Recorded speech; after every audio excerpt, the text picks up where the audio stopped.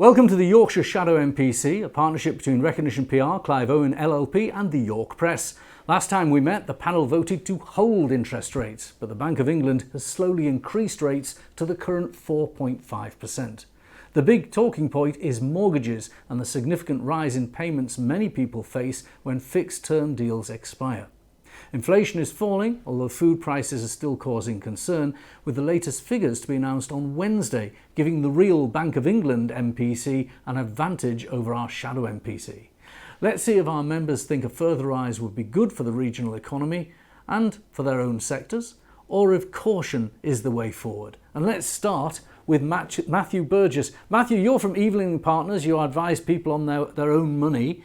What's your take on where the economy is? So it is quite an interesting picture. We have a very, very robust and strong labour market, which is what's really causing the Bank of England a headache. We actually have more labour shortages in the UK than the US, and that's what's causing this strong wage growth. Wage growth is slowing, but it's still very strong, and that's what's causing the headache for the Bank of England. I mean, this week we see the inflation likely to come in at 8.4% and being a bit stickier than we first thought. In order to hopefully pause this wage growth, I believe that we should continue to increase interest rates, which will cause a burden further on the economy. But it's really a balancing act and be getting the labour market under control and supporting economic growth. If we use the US as a bit of an example, they're a bit ahead of the curve in terms of getting inflation under control.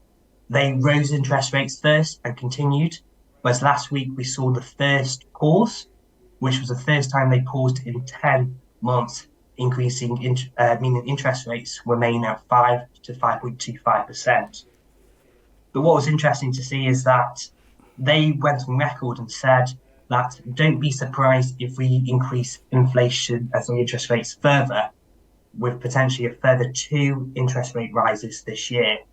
And so whilst it's an anticipated pause in interest rates, they very much acknowledge that inflation isn't under control and that global inflation remains stickier than first anticipated. And it all revolves around the labour market as a whole in order to get this wage growth under control. So whilst it's very much a tough call, a further 25% basis points in interest rates will help reduce that labour wage growth, which has really been a sticky part of inflation for the UK economy. So you would go for a 0.25% rise. And Matthew, what is your point of view on this issue, that these interest rates on fixed-term deals are a rolling thing and they're lagging? The actual impact of these interest rate rises is lagging, and if, like the US, the Bank of England paused, it would give a chance to see what the effects are. You're quite right. You make a good point. I mean, at the moment, economic forecasts believe that the recession has been avoided. But our viewpoint is the recession is likely to be delayed rather than cancelled, and it is because of this lagging effect. The cost of borrowing hasn't been felt in the economy just yet because of the amount of fixed contracts out there. However, the labour market is very strong and robust. I mean, we talk about how hard it is to find good talent and the demand that costs in terms of salary. There really is a tough balancing act. And whilst we do one further 25 basis points increase in interest rates in order to help control that labour market. Okay, let's go to our other panel members. And if I could just pull the panel up and look, if you don't mind, to Dave Broadbent next. Dave, you're at the front line to see some of the effects. Now, there was an old phrase from the early 1990s about interest rates. If it isn't hurting, it isn't working. Is it hurting? Yes, I would say it is at this moment in time. I was at a bit of a Bank of England breakfast seminar last week when I was voicing concerns in relation to, the 3 main reasons why businesses are struggling at this moment in time is, 1, the debt that they're carrying around, be it the debt that was accrued during the lockdown period and also the period after that as well. Secondly, lack of turnover, and then thirdly, increasing costs. So at the moment, that third one is being driven by the interest rates, which is also the debt related to as well at the same time. One of the biggest sectors that we're seeing is the SME marketplace. A lot of small businesses are really struggling at this moment in time. It's the perfect storm as far as they're concerned, in that they're just seeing their turnover still not hitting the levels that they were enjoying pre-pandemic, yet they are laden down with an amount of debt that under normal circumstances they wouldn't have normally had. It's not looking pretty out there at the moment. So Begbie's trainer, which is an insolvency practitioner, you're obviously seeing more inquiries, and hopefully you're turning around the businesses that are coming to you. Not always, it's not possible always, but hopefully you manage to do so. If you were then put on the spot, would you be pausing, or would you be trying to squeeze inflation out and get it over with? I think we've got to pause. I think just going on what Matthew was saying then, I think it's almost, we've had this gradual increase for a number of months now, and I think it'd be worthwhile just pausing, see how the economy reacts for the next maybe 2 or 3 months, and then take a view at that point. So I'm probably going to suggest a pause rather than another increase. Okay, we'll come back to the vote later. Philippa Symington from Clive Owen LLP. Philippa, welcome to the panel, and thanks for being our co-sponsor in this. So where do you see it? You've got lots of SME businesses that Clive Owen and Co work with, Clive Owen LLP work with. So what do you see? So last week, Clive Owen LLP, together with Andrew Jackson Solicitors, hosted a very successful event with Alex Gollidge from Bank of England. Although it wasn't a message of doom and gloom, it certainly gave us a lot of food for thought. One of the key messages was the inflation that remains pretty stubborn. And the key contributor, as Matthew said, was the labour market. So on the one side, we've got the consumers, and that despite pressure from inflation, price of money, energy prices, the consumption is not being impacted as expected. And then when you speak to businesses, you've got businesses that are indicating that there's a much more resilient market than expected. And although things are slowing down, in aggregate, they're not going backwards. So we've got an economy that's showing a flat growth, but definitely not a recession at the moment. Okay, and so where would you sit on this interest rate decision? So from an interest rate perspective, I mean, we've got an economy that we've had inflation for almost 2 years now. We've got businesses that are starting to feel the pressure of the increasing in costs. We've got inflation that continues to rise.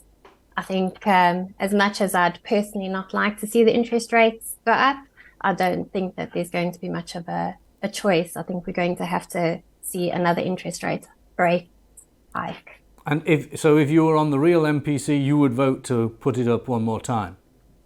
Correct, yes. Okay. Philippa, how much would you put it up by? Would you put it by 1/4 of a point? Or would you go for a short, sharp shock and go for a 1/2 point?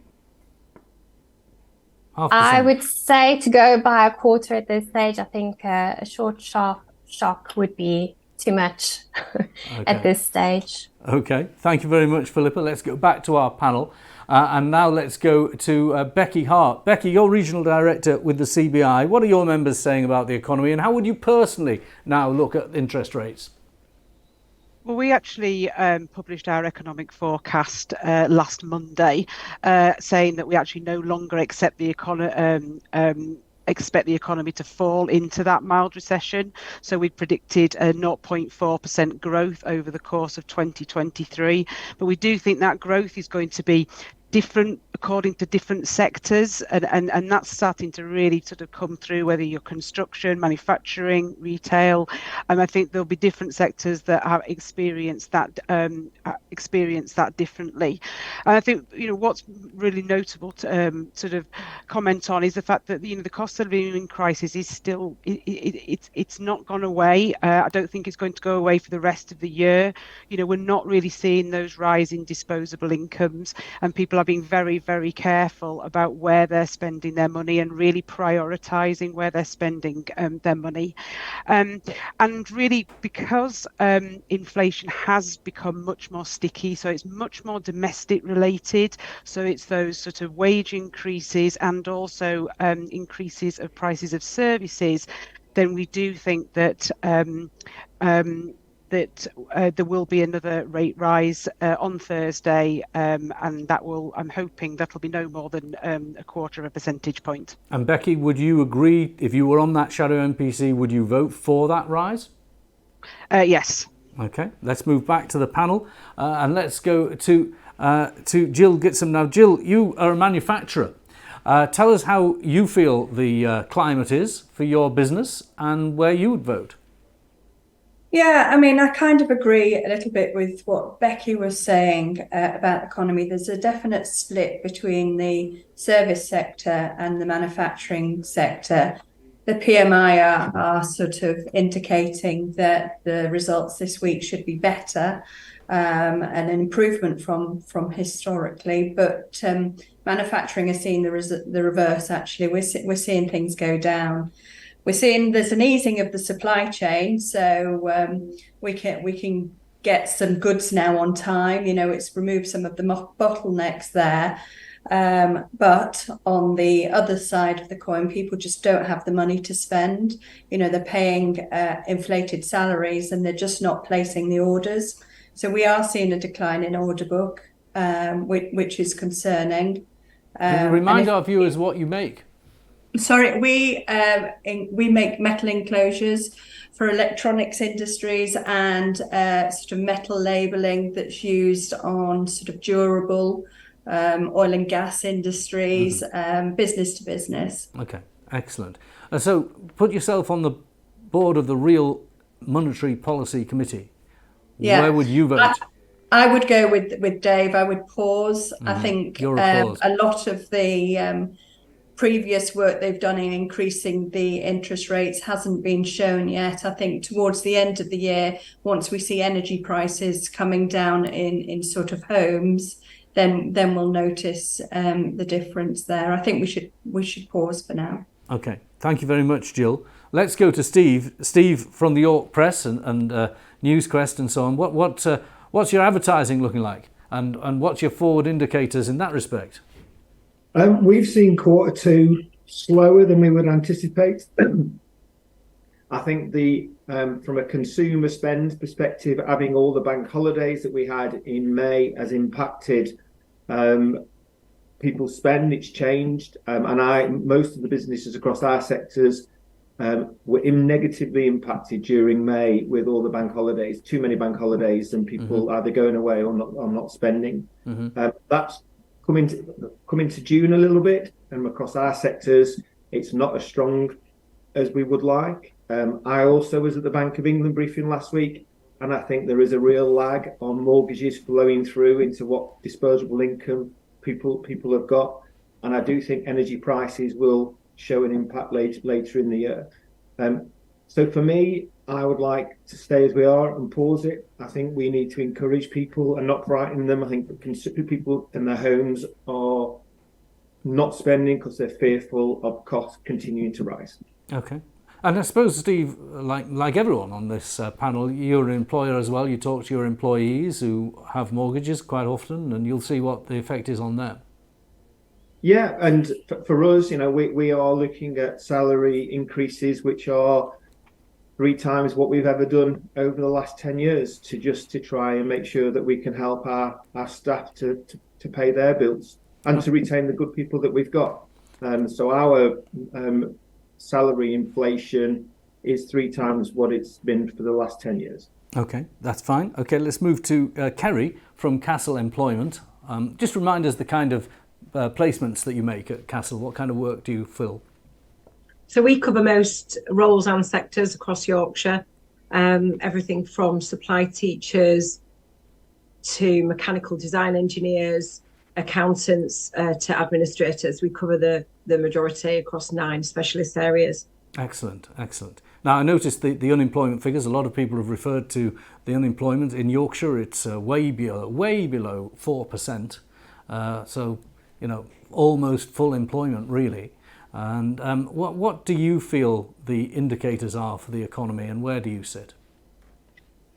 It's a really interesting market at the moment in recruitment. There is definitely caution around the employment outlook. We're seeing delayed decisions from employers, far more than we've seen so far over the last 18 months. So the recruitment market has definitely slowed down. There is still no change to the lack of skilled workers, obviously, and that's going to continue to impact that starting pay that quite a few people have already mentioned. For businesses that are hiring, though, not impacted, there is a much clearer accessibility to candidates, and that will help solve those previous shortages. And that's mainly been, or what we've seen, that's mainly been from an upturn in redundancies. So that cycle starts and does benefit others, but also, there is uncertainty, which means that not as many businesses are hiring, so it's not as competitive as it was. Making reference to what Jill mentioned, lots of our clients in the manufacturing sector have been impacted. We're seeing that really slow down because of the salaries that are increasing, that's impacting their profitability, and also their orders being down, but we are seeing that they're still being impacted by supply. But professional services, the sectors that we supply, are busier and not as impacted. Okay. So real mix. And it's interesting, it has been, I'd say, the biggest change in this last quarter we've seen. And where would you sit on the issue of raising interest rates or not? I'm with Jill and Dave, probably more cautious and saying... You're a pause and evaluate person. Yeah, okay, I suppose then if we put the panel, I'm the last person on the panel to give my view. I'm very lucky. I left it till the end. Look at this, me treating myself to the benefit of all your wisdom. It's very interesting hearing all the views on the panel, and I also think that clearly inflation is a massive tax on savings as well. And you've got to remember, if people have savings that built up over their working lives, and inflation just as a stroke is eroding them, if interest rates on their savings are 3 or 4% compared to inflation at above 8%, that's a large chunk of their savings eroded. But I find myself going for a pause and evaluate, like the US Fed. Interestingly, the European Central Bank has put rates up, but they're nowhere near as high as our rates, so maybe they do need a bit of catch up. And the other thing that would stop me pausing is worrying that if we paused, our pound would fall, and that would import more inflation. But on balance, I just lean towards a pause, because there is a lot of pent-up pain that hasn't filtered through the system and might do the job of tempering inflation as it filters through. So let's have a show of hands. People who suggest that rates should go up first. Show your hand. 1, 2, 3. People who want a pause. 1, 2, 3, 4, 5. Oh, the pause has it. We put our pause up for a pause. Well, there we are. That's the conclusion of today's Shadow MPC. Of course, we don't have the luxury of knowing what inflation actually is. The real Bank of England decision makers will know, because it's released the data the day before they publish their decision. But that's it from our Yorkshire Shadow MPC for this quarter. Thank you for joining us.